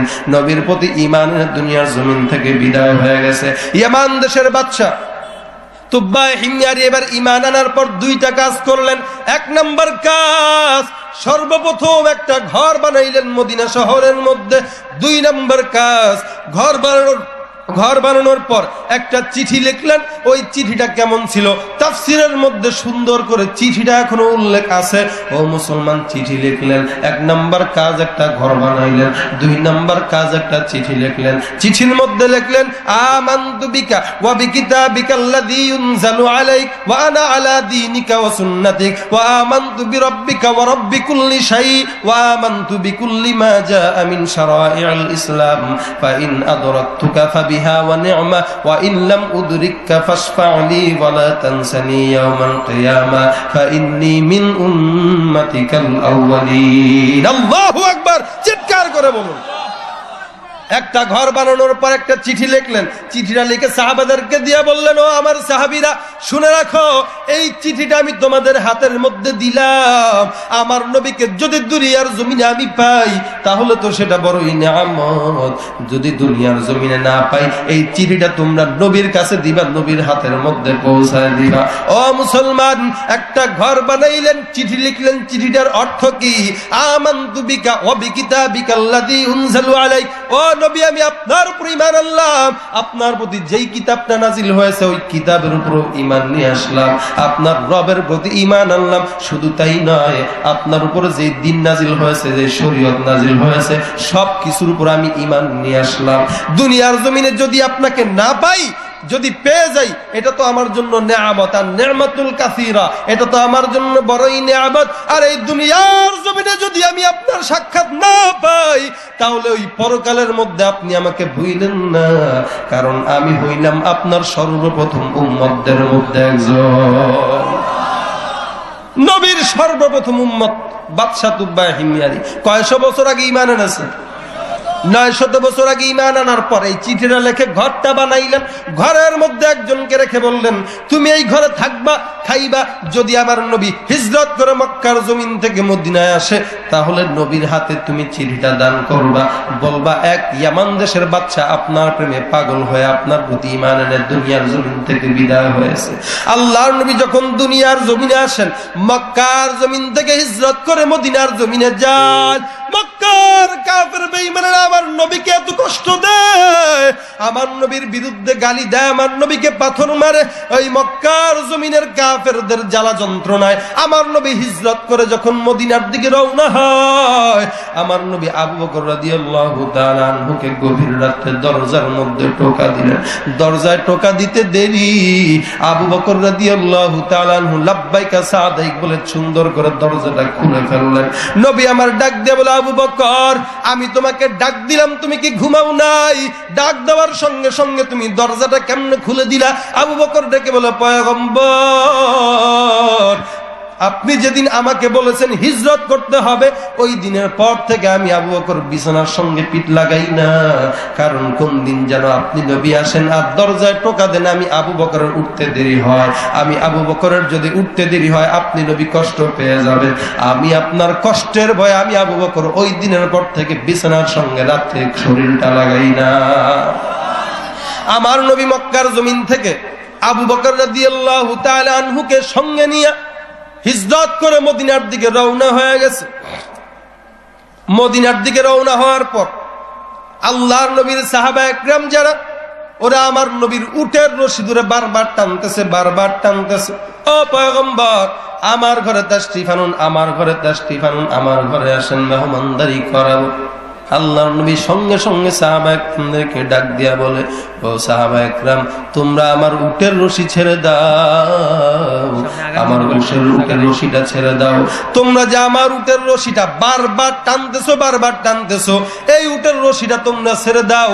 এই উটটা কোথায় বসবে, আমি নবী কোথায় বিশ্রাম করব, এই সম্পূর্ণ যে আদেশগুলা আল্লাহর পক্ষ থেকে আমার উটকে এই আদেশ দেওয়া হয়ে গেছে, তোমাদের টানা লাগবে না, যেই জায়গায় যাওয়ার ওই জায়গায় যে আমার উটটা অটোমেটিক বসে পড়বে। কার পক্ষ থেকে নাজিলকৃত? আল্লাহর পক্ষ থেকে এরকম ভাবে আদেশ প্রাপ্ত হয়ে গেছে উটটা। ও ভাইরা, অনেকে দাঁড়ায় আছেন, জায়গা হচ্ছে না, পিছনে যদি জায়গা থাকে একটু সামনের দিকে আগায় যান। আমি একটু নারায়ে তাকবীর বলবো, আল্লাহু আকবার ধ্বনি দিয়া একসঙ্গে সবাই দাঁড়াইবেন, পারবেন ইনশাআল্লাহ? নারায়ে তাকবীর, একজন তাকবীর দেন।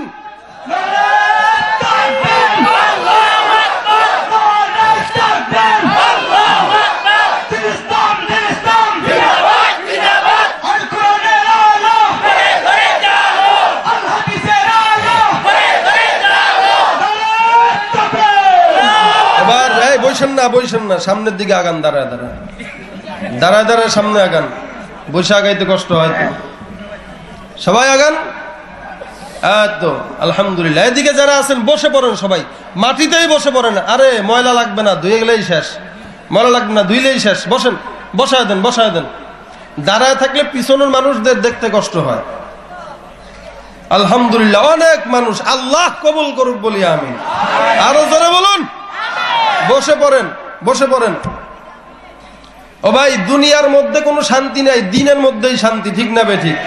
কোরআনের বয়ানের মধ্যেই শান্তি, ঠিক না বেঠিক?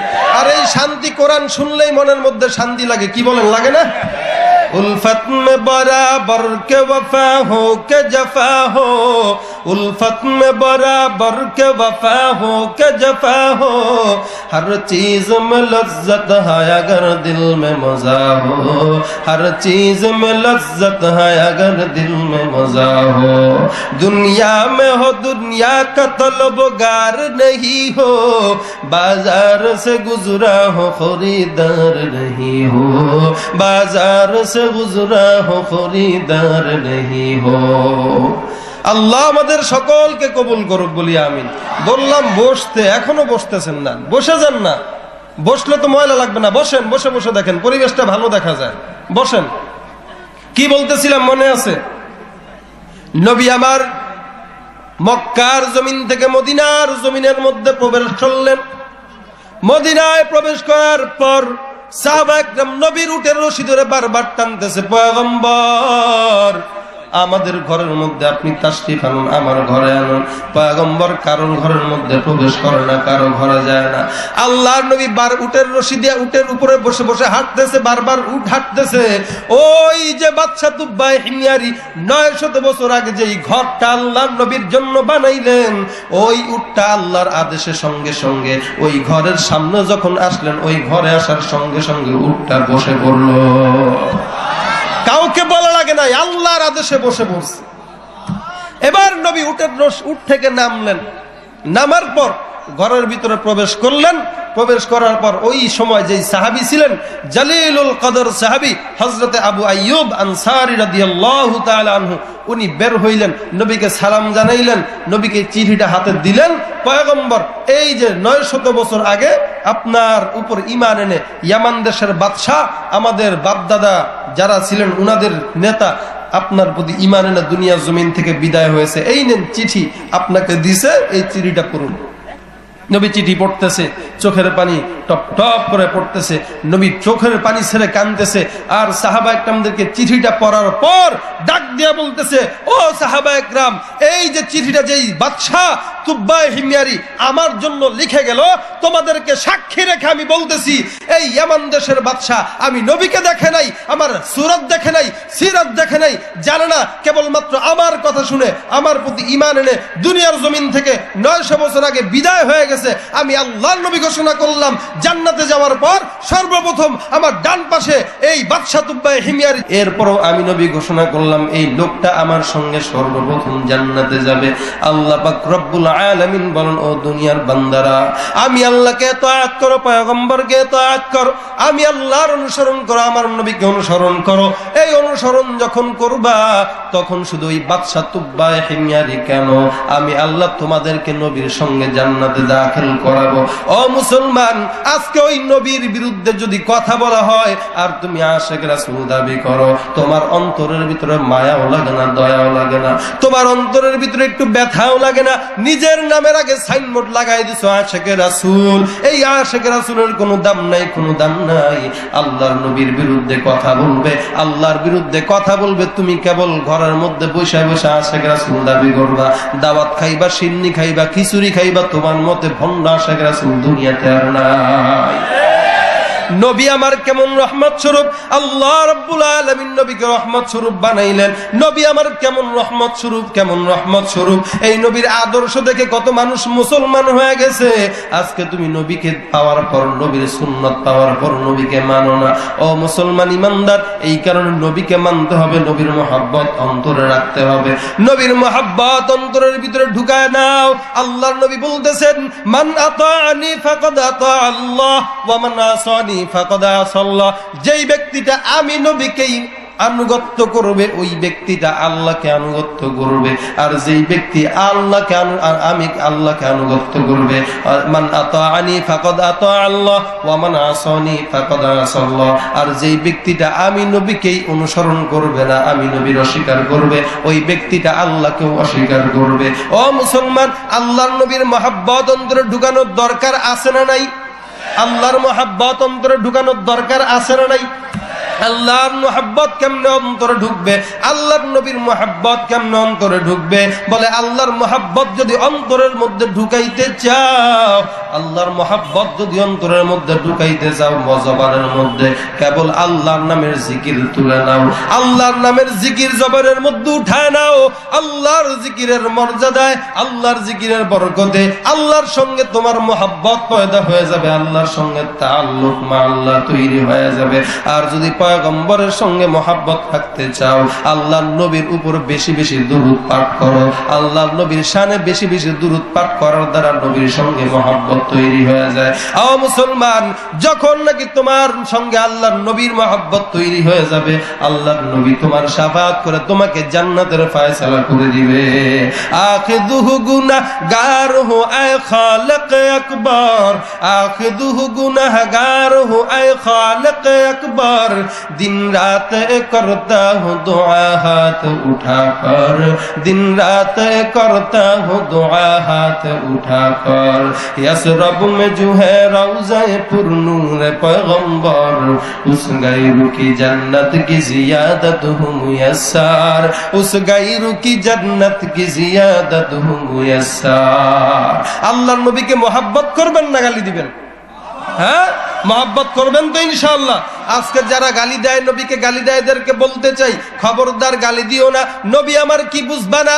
আজকে যদিও গালি দিতেছো, কিন্তু সেই দিনের ময়দানে আল্লাহর দরবারে বারবার আফসোস করে বলবা, ইয়া লাইতানি ইত্তাখাযতু মা'আর রাসূলি সাবিলা, হায় আফসোস, কেন আমার নবীর পথটা কেন মানলাম না, কেন নবীর পথটা কেন মানলাম না, কেন আলেম ওলামাদের কথা শুনলাম না। সেদিন আফসোস করতে করতে মরবা, কিন্তু আল্লাহর জান্নাত তোমার লাভ হবে না।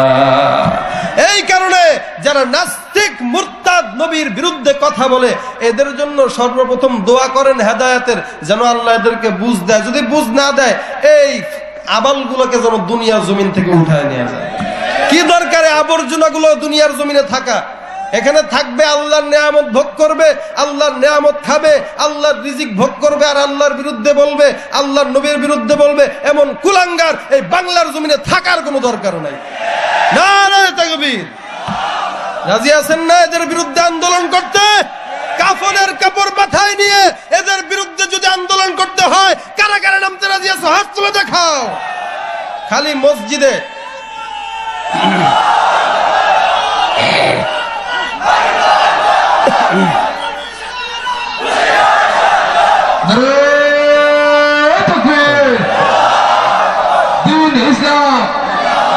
ইসলামের শত্রুরা,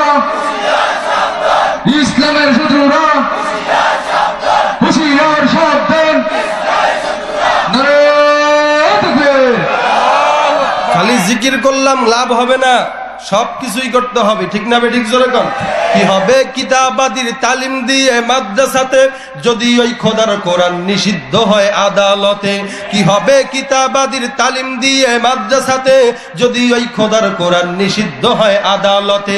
কাফনের কাপড় মাথায় ময়দানে আয় ছুটে আয়, কাফনের কাপড় মাথায় ময়দানে আয় ছুটে আয়, বিলিয়ে দে না তোদের জীবনটাকে। কি হবে বেঁচে থেকে অযথা বিদ্যা শিখে যদি না গড়তে পারি শোষণবিহীন সমাজটাকে? কি হবে নামাজ রোজা ইমানদারির বড়াই করে যদি ওই খোদার কোরআন নর্দমাতে থাকে পড়ে? কি হবে নামাজ রোজা ইমানদারির বড়াই করে যদি ওই খোদার কোরআন নর্দমাতে থাকে পড়ে? মসজিদের কোণে বসে জিকির যত করই কষে, এভাবে যায় না পাওয়া আল্লাহকে। কি হবে বেঁচে থেকে অযথা বিদ্যা শিখে যদি না গড়তে পারি শোষণবিহীন সমাজটাকে? কি হবে আলেম হয়ে ইমাম সেজে সমাজেতে পারো যদি সত্য কথা উচ্চ স্বরে না বলিতে? কি হবে আলেম হয়ে ইমাম সেজে সমাজেতে পারো যদি সত্য কথা উচ্চ স্বরে না বলিতে? চাকরির ভয় করো যদি ছেড়ে দাও ওই না গদি, চাকরির ভয় করো যদি ছেড়ে দাও ওই না গদি। কি হবে ধোঁকা দিয়ে আল্লাহকে? কি হবে বেঁচে থেকে? কি হবে কি হবে কিতাবাদির তালিম দিয়ে মাদ্রাসাতে যদি ওই খোদার কোরআন নিষিদ্ধ হয় আদালতে? কি হবে নেতা হয়ে জনবলে ঘাড় ফুলিয়ে, কি বলেন ঠিক না বেঠিক, রাজপথ গরম দেখে যদি থাকো ঘরে শুয়ে? কি হবে? এরকম অনেক নেতারা আছে সমাজে, আমাদের মধ্যেও আছে, দেখবেন রাজপথে সুন্দর করে নবীর বিরুদ্ধে যারা আন্দোলন করতেছে, এরা আমরা আল্লাহু আকবার ধ্বনি দিয়ে দাঁড়ায় গেলাম, এরা চিন্তা করবে দরকার কি, ওখানে গেলেই তো সমস্যা, ওখানে গেলেই সমস্যা, সুতরাং যাওয়া দরকার নাই, আমি ঘরে ঘরে শুয়ে শুয়ে সময় কাটাই, আছে না নাই? এই জন্য রাজপথে খালি জবানটা খুলে ঘোষণা দিলেই হবে না, হকের পথে সবসময় লড়তে হবে, ঠিক না বেঠিক? জোরে কর। কি হবে নেতা হয়ে জনবলে ঘাড় ফুলিয়ে, রাজপথ গরম দেখে যদি থাকো ঘরে শুয়ে?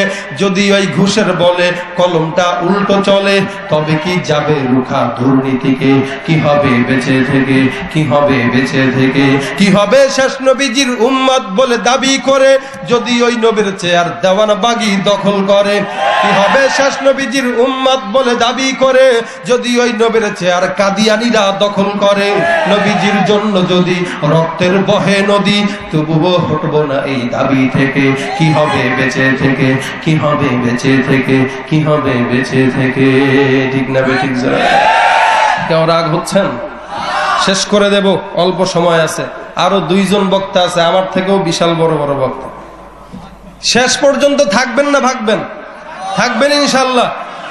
হকের পথে, নবীর পথে সব সময় চলার জন্য প্রস্তুত থাকতে হবে। যাই হোক, কিছু গজল গাইতেছি, যেহেতু শিল্পী, নামও ঘোষণা আছে, এই কারণে রাগ হন না তো আবার। হ্যাঁ, আরে ভাই, সঙ্গীত অনুষ্ঠান করলে তো বাজেট নিয়ে আনতে হয়, যে ফ্রি ফ্রি পাইতেছেন, রাগ হওয়ার কথা কেন? কি বলেন, ঠিক না? যুবক ভাইরা, আপনাদের জন্য বলি, এখানে যুবক সমাজরা এখানে মাহফিলটা করেছে, সবাইকে আলহামদুলিল্লাহ দেখে ভালো লাগলো। বিশেষ করে আমার বন্ধুবর বদরুল ভাই, সব সময় উনি আমাকে এই সিলেটের মধ্যে ভেজালে ফেলাইছে এই বছর আইনা। উনার একমাত্র আনার মাধ্যমে এখন সিলেটে খালি 2 দিন পর পর আমার আসতে হয় কষ্ট করে। আল্লাহ উনাকে নেক হায়াতে তয়্যিবা দান করুক বলি আমি। যে মাহফিলের আয়োজন যারাই করেছে সকলকে আল্লাহ কবুল করুক বলে আমিন। যুবক ভাইরা যদি সোজা হয়ে যায় তাহলে গোটা জাতি সোজা, ঠিক না বেঠিক? যত বড়ই নেতা হও, যুবকের কাছে কোনো খাওয়া নাই, ঠিক না বেঠিক? এখন দেখা যায় সমাজে যুবক ভাইরাই উল্টা পাল্টা চলে, অনেক সময় চলবে তো ভালো কথা, কানের মধ্যে দুল দেয়, আছে না? এরপরে চুল রাখে বড় বড়, নাকের মধ্যে আবার কি জানি দেয়, আমরা জানি না এগুলা। হাতের মধ্যে পরে চুরি, আছে না নাই? জোরে বলেন। যার সঙ্গে থাকে অবস্থা তো এমনই হবে, কি বলেন? থাকে হইল সব লেডিস গুলো, কলেজে যায়ও লেডিস, যেখানে যায় সেখানে লেডিস। এখন ওই যে সোহবতে সালেহ তুরা সালেহ কুনাত, এখন সোহবতটা হয়ে গেছে নারীর সঙ্গে। এর লাগে দিনে দিনে যুবকরা সব নারীর মতো বেশ ধরতেছে, ঠিক না বেঠিক? জোরে। এই এলাকার যুবকরা ভালো তো আলহামদুলিল্লাহ। যতই বলেন, একদল আছে সমাজে চলবেই এরকম, দেখলে মনে হবে ছেলে, আসলেই কিন্তু মেয়ে, দেখলে মনে হবে মেয়ে, আসলেই হলো ছেলে। পয়গম্বর বলেন এটা হলো কিয়ামতের আলামত। এই যে মুরব্বীরা বলে ওই শান্তির দুনিয়ার থেকে বিদায় হয়ে গেছে, শান্তি আর নাই, জামানা নাকি পাল্টায় গেছে। আসলে কিন্তু জামানা পাল্টায় নাই, আমরা নিজেরাই পাল্টায় গেছি, কি বলেন, ঠিক না? হাদিস শরীফের মধ্যে আছে, লা তাসুব্বুদ দাহরা ফাইন্নাল্লাহা হুয়াদ দাহর। জামানাকে গালি দেওয়া যাবে না, কারণ জামানা পরিবর্তন করায় কে? ও মুসলমান, কে করায়? এখন জামানার দোষ না আমাদের দোষ? আগের মতো শান্তি আছে নাকি? আগের মতো শান্তি তো আর এখন পাওয়া যায় না, মানুষ সব পাল্টে গেছে, পাল্টে নিত জামানা। বয়ান কিন্তু শেষ, এই কারণে গজল গাইতেছে। আবার কোয়েন না যে বয়ানের মাঝে খালি গান গায়, বয়ান শেষ, এখন গজল গাইতেছি আর কি, এরপরে শেষ করে দেব। আগের মতো শান্তি তো আর এখন পাওয়া যায় না, মানুষ সব পাল্টে গেছে, পাল্টে নিত জামানা। জামানা, আমার সাথে গাইতে পারবেন? আগের মতো শান্তি তো আর এখন পাওয়া যায় না, মানুষ সব পাল্টে গেছে, জামানা ঠিকই আছে, মানুষ সব পাল্টে গেছে, মানুষ সব পাল্টে গেছে। চুলগুলো খাটো খাটো, শার্ট প্যান্ট আটো সাটো, সানগ্লাস চোখে তার, যেন কোন জমিদার। সুজোরা পায়ে দিয়ে, কাঁধে এক ব্যাগ নিয়ে, ঠোঁটে দেয় লিপস্টিক, হাসে শুধু ফিক ফিক। ওদিকে গেলে দু চোখ, মনে হয় ভদ্রলোক, কাছে গিয়ে দেখি হায় পুরুষ মানুষ না। মাশাআল্লাহ দাঁড়ায় আছে মিস জরিনা, ঠিক না বে ঠিক? জোরে গন। মাশাআল্লাহ দাঁড়ায় আছে মিস জরিনা। আগের মতো শান্তি তো আর এখন পাওয়া যায় না, মানুষ সব পাল্টে গেছে, পাল্টে নিত জামানা। লম্বা লম্বা আছে চুল, কানেতেও আছে দুল, হাতে সোনার চুড়ি, বিলফি তার ঘড়ি, পাঞ্জাবি গায়ে দিয়ে হাত আছে মোড়ানো, লম্বা ওড়নাটা কাঁধে আছে ঝোলানো, হেঁটে চলে আঁকা বাঁকা যেন কোনো নায়িকা। কাছে গিয়ে দেখি হায় মাইয়া মানুষ না, ওইটা হলো আমগো পাড়ার মিস্টার সোহেল রানা, ওইটা হলো আমগো পাড়ার সোহেল রানা, ঠিক না বে ঠিক? জোরে কর। মোটা বই আছে হাতে, কলমটাও আছে সাথে, সাদা প্যান্ট পরেছে প্যান্ট, মনে হয় স্টুডেন্ট, পরনে আছে বেল্ট, গায়ে মাখে দামি সেন্ট। যায় বন্ধুরা আড্ডায়, ছিনতাই করে রাস্তায়, নেশা করে গাঞ্জা খেয়ে 8 মাস থাকে জেলে। অবশেষে মনে হলো এইটা কোনো ছাত্র না, ওইটা হলো আমগো পাড়ার টোকাই বাবুল কানা, এটা হলো আমগো পাড়ার টোকাই বাবুল কানা। হে আগের মতো শান্তি তো আর এখন পাওয়া যায় না, মানুষ সব পাল্টে গেছে, পাল্টে নিত জামানা ঠিকই আছে, মানুষ সব পাল্টে গেছে, মানুষ সব পাল্টে গেছে, জামানা ঠিকই আছে, ঠিক না বে ঠিক? বাস্তব কথা তো এগুলো। আর সময় নষ্ট করব না। এখানে দোয়ার দরখাস্ত চেয়ে কয়েকজন ভাই দোয়া চেয়েছেন, ডালিম ভাই, আতিকুর রহমান, বাদশা মিয়া, এরপরে যারা মাহফিলের সহযোগিতা করেছে। তাছাড়া আমাদের বদরুল ভাই, উনার বড় ভাইও দোয়া করেছেন, দোয়া চেয়েছেন, দোয়া চাইবো ইনশাল্লাহ, দোয়া করব। আর এখানে আমাকে বলা হয়েছে, যদিও আমি কালেকশনের বক্তা না, কালেকশন জানিও না, চাইলেও কেউ দেয় না, দেখি আপনারা দেন কিনা। স্টেজের জন্য 10,000 টাকা খরচ, প্যান্ডেলে 30,000 টাকা, মাইকে 15,000, পোস্টারে 8,000। কোন ভাই আছেন স্টেজের 10,000 টাকা আল্লাহর জন্য আগামী বছরের জন্য আল্লাহর ওয়াস্তে এই মাহফিলের জন্য দিবেন? কোন ভাই আছেন? থাকলে একটু আল্লাহু আকবার বলে দাঁড়ায় যান, দোয়া করে দেব। রিজিকের মালিক আল্লাহ, ওয়াসাআত দিবেন আল্লাহ। এক বছরে 10,000 টাকা কোন ভাই আছেন স্টেজের জন্য? থাকলে একটু দাঁড়ায় যান, চালু করে দোয়া করে দেব। কেউ আছেন? দোয়া করে দেব ইনশাল্লাহ। আমি মুসাফির, গুনাহগার হতে পারি, কিন্তু মুসাফিরের দোয়া আল্লাহ কবুল হয়। আমাকে দেরি করায়েন না, আমার আরেক জায়গায় যেতে হবে দূরে। একটু মেহেরবানি করে চালু করেন, আমার উপরে রহমত করেন, দয়া করেন, এহসান করেন। তাড়াতাড়ি কোনো ভাই থাকলে স্টেজ কেউ যদি দেন 10,000 টাকা, 30,000 টাকা, 15,000, 8,000, কোনো ভাই, 4জন ভাই যদি হয়, আল্লাহর রহমতে এই মাহফিলটা, দিনের খেদমতটা সহজ হয়ে যায়। কেউ থাকলে একটু দাঁড়ান না ভাই, 10,000 টাকা সামনের বছর স্টেজের জন্য দেবেন, একটু দাঁড়ান। 10,000 টাকা একটু দাঁড়ান ভাই। সিলেটের মানুষের জন্য 10,000 টাকা পানি ভাত, কিচ্ছু না, কিচ্ছু না। আমরা জানি ভালো করে, সারা বাংলাদেশের মানুষ জানে সিলেটের মানুষের অর্থ সম্পর্কে। কৃপণতা করবেন, আল্লাহ দেওয়ার মালিক। দান করবেন, দিবেন আল্লাহ, বরকত দিবেন আল্লাহ। এখানে অনেক মানুষ, মনে হইতেছে হাজার হাজার মানুষ, এখানে একজনও নাই যে 10,000 টাকা দেওয়ার মতো, একজনও নাই। স্টেজটা কে দিবেন? একটু হাত তুলেন না ভাই। বছরে, মাসে যদি 1,000 টাকা করে জমান, বছরে 12,000 টাকা হয়, 2,000 টাকা আরো বাড়তি হয়, 2,000 টাকা আরো বেশি দিতে পারবে। ব্যবসায়ী ভাইরা আছেন, দোকানদার ভাইরা আছেন, নাই কেউ স্টেজের জন্য অথবা মাহফিলের জন্য 5,000 টাকা দেবো সামনের বছরের জন্য, 5,000, 10,000, কেউ নাই। অনেক সময় আছেন 2 ভাই, একসঙ্গে 2 ভাই আছেন, 2 ভাই মিলে জিলে দেন, 2 ভাই মিলে জিলে 10,000 টাকা দেন না। অথবা 7 ভাই, 5 ভাই আছে না, বরকত দিছে আল্লাহ, সন্তানে যেমন বরকত দিছে ওই দানেও বরকত দিবে। আল্লাহর নবী তো বলতেছেন, এখন তো আমরা সন্তান বন্ধ করেই দিছি, কয় 2টা সন্তানের বিষয় একটা হলে ভালো হয়, কি দিন পরে করবা, একটাও দরকার নাই, তোরা বুড়া বুড়িই থাক।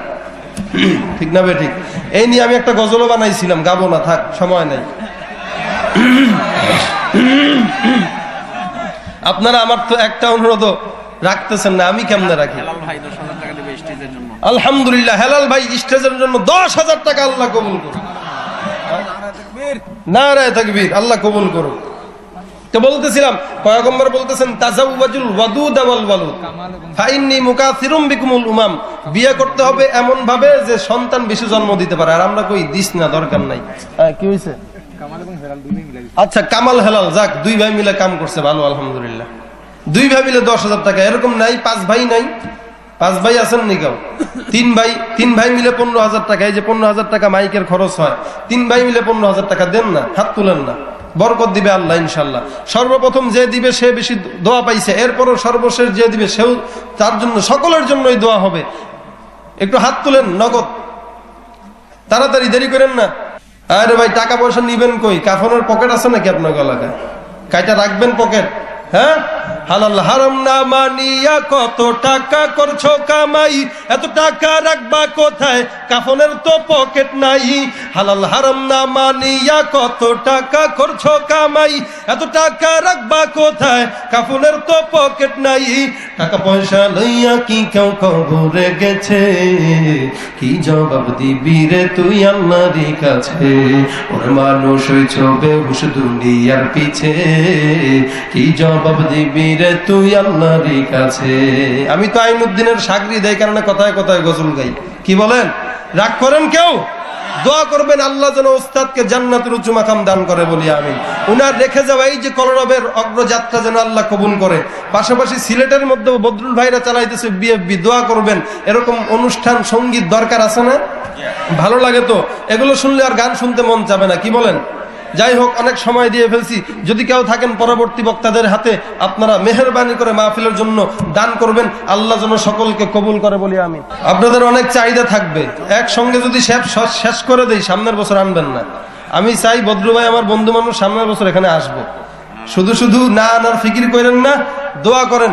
ঢাকায় একটা মাদ্রাসা চালাই, ওই মাদ্রাসাকে যেন আল্লাহ কবুল করে, আমাকেও যেন কবুল করে, কলরবকেও যেন কবুল করে, সমস্ত দিনী মার্কাজগুলো এবং এই মাহফিলে যারা সহযোগিতা করেছেন, আমাদের বিশেষ করে বদরুল ভাই অনেক মেহনত করেছেন, উনাকেও যেন আল্লাহ কবুল করে। আল্লাহ আমাদের সকলকে তৌফিক দান করুক, আল্লাহর মহব্বত নবীর মহব্বত অন্তরে ঢুকায় দেখ বলি আমিন। ওয়া আখিরু দাওয়ানা আলহামদুলিল্লাহি রাব্বিল আলামিন। আসসালামু আলাইকুম ওয়া রাহমাতুল্লাহ।